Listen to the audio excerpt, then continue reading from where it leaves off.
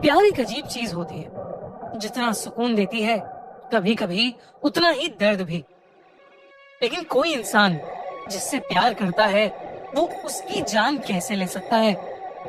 आज crime show पर जिस केस की कहानी हम आपको बताने वाले हैं, उसने दिल्ली तो क्या पूरी इंडिया को हिला कर रख दिया था। साल 2018, करीब 24-25 साल की श्रद्धा नाम की एक लड़की मुंबई के कॉल सेंटर में काम करती थी। उसकी मुलाकात उसी कॉल सेंटर में 27 साल के आफ्ताब नाम के लड़के से हुई। श्रद्धा के माता पिता 2016 से ही अलग रहते थे। श्रद्धा और उसका छोटा भाई अपनी माँ के साथ रहते थे और पिता उनसे अलग रहते थे। घर के इन्हीं हालात के चलते श्रद्धा इमोशनली बहुत परेशान रहा करती थी। आफ्ताब से दोस्ती होने के बाद श्रद्धा को बड़े टाइम बाद खुशी महसूस हुई थी और आफ्ताब भी उसे हमेशा स्पेशल फील कराने की कोशिश करता रहता था। वो धीरे धीरे आफ्ताब के करीब आने लगी थी और कुछ ही टाइम में दोनों को एक दूसरे से बेहद प्यार हो गया। रिलेशनशिप के 1 साल के अंदर अंदर ही दोनों ने डिसाइड कर लिया कि वो एक दूसरे के साथ लिव इन रिलेशनशिप में रहना चाहते थे। साल 2019 से दोनों ने एक साथ रहना शुरू कर दिया। इसके लिए उन्होंने मुंबई में ही किराए पर एक कमरा ले लिया था।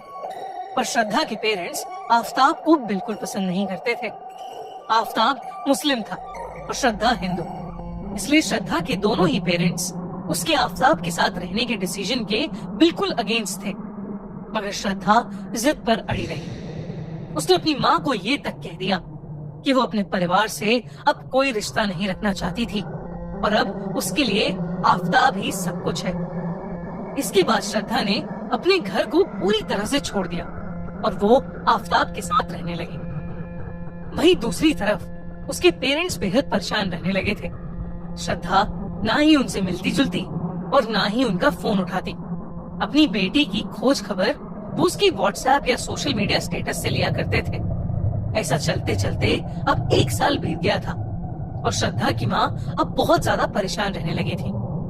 कुछ ही समय में टेंशन की वजह से श्रद्धा की माँ की तबीयत बहुत ज्यादा खराब हो गई और कुछ ही दिनों में उनकी मौत हो गई। ये खबर सुनकर श्रद्धा अपनी माँ को आखिरी बार देखने के लिए पहुंची और वहीं वो अपने पापा से भी मिली। अपनी माँ को खोने के बाद श्रद्धा को बुरा लगने लगा था और इसीलिए उसने अपने पिता से फोन पर बात करना वापस शुरू कर दिया था। एक दिन कॉल पर श्रद्धा ने अपने पापा को बताया कि आफ्ताब उसके साथ बुरा बर्ताव करता है और कभी कभी वो श्रद्धा को खूब मारता पीटता है। ये सुनकर श्रद्धा के पापा ने श्रद्धा को घर बुला लिया। श्रद्धा भी आफ्ताब का ऐसा बिहेवियर देखकर चुप नहीं बैठी और वो वापस अपने घर चली आई। लेकिन फिर आफ्ताब ने अपने अजीब बिहेवियर के लिए श्रद्धा से माफी मांगी और श्रद्धा ने उसे माफ करके सब कुछ भूल जाना ही ठीक समझा। वो वापस आफ्ताब के साथ जाकर रहने लगी। दोनों ने जल्द ही डिसाइड कर लिया कि वो मुंबई छोड़कर कहीं और रहेंगे। करीब 1 महीने तक वो हिमाचल की कई जगहों पर घूमते रहे और 8 मई 2022 को दोनों दिल्ली आकर छतरपुर में बस गए। दिल्ली शिफ्ट होने के कई महीनों तक श्रद्धा अपने पिता से टच में सिर्फ व्हाट्सएप और सोशल मीडिया के थ्रू ही थी। उसने वापस से अपने घर पर कॉल करना बंद कर दिया था और जब कभी उसके पापा उसे कॉल करते तो या तो वो फोन नहीं उठाती थी या फिर कॉल काट कर मैसेज कर देती थी कि वो बिजी है। धीरे धीरे व्हाट्सएप और सोशल मीडिया पर भी श्रद्धा की अपडेट्स आनी बंद हो गई। श्रद्धा के पिता को ये बात बहुत अजीब लगने लगी थी।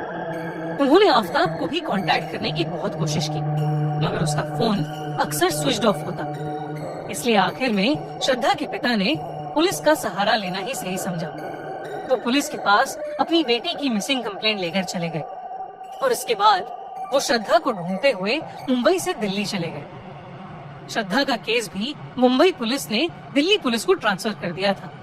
श्रद्धा के पापा ने पुलिस को बताया कि श्रद्धा बहुत वक्त से आफ्ताब से शादी करने की बात कर रही थी मगर आफ्ताब उससे शादी करने को राजी नहीं था।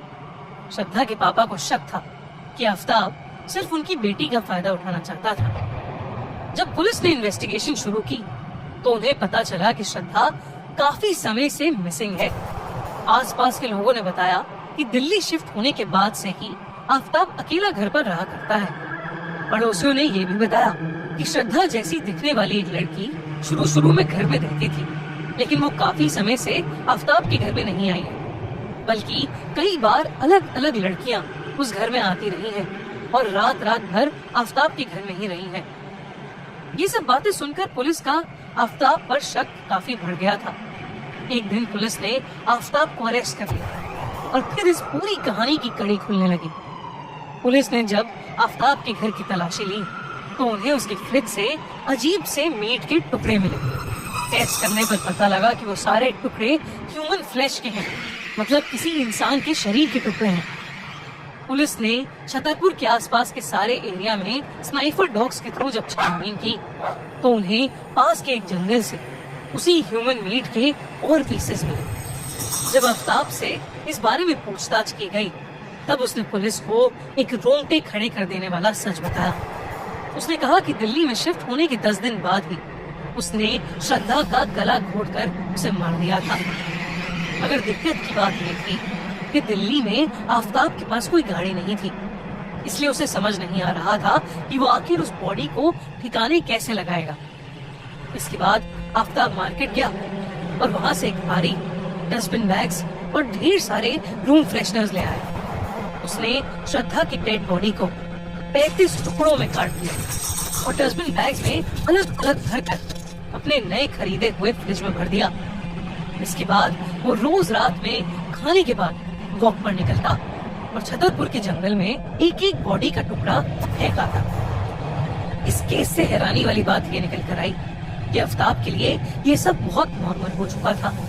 वो श्रद्धा को मारने के कुछ ही दिनों बाद ऑनलाइन डेटिंग ऐप के थ्रू एक डेट पर भी गया था। वो उस लड़की को कई बार अपने फ्लैट भिला चुका था और जबकि श्रद्धा का कटा हुआ शरीर उसके फ्रिज में रखा रहता था।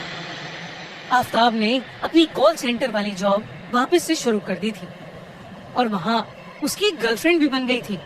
वो उसे भी अपने फ्लैट पर लाया करता था।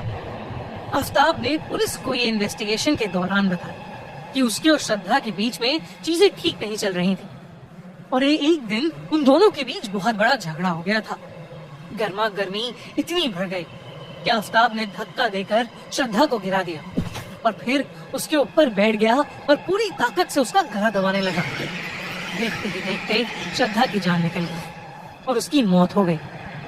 ये सब बातें आफ्ताब ने खुद पुलिस को बता दी और बयान देते वक्त आफ्ताब पुलिस के सामने पूरी अकड़ में बार बार इंग्लिश में कहता रहा, यस आई किल्ड हर। एक गलत इंसान से प्यार करने की वजह से श्रद्धा आज इस दुनिया में नहीं। आपको क्या लगता है ऐसे क्राइम के लिए अपराधी को क्या सजा मिलनी चाहिए?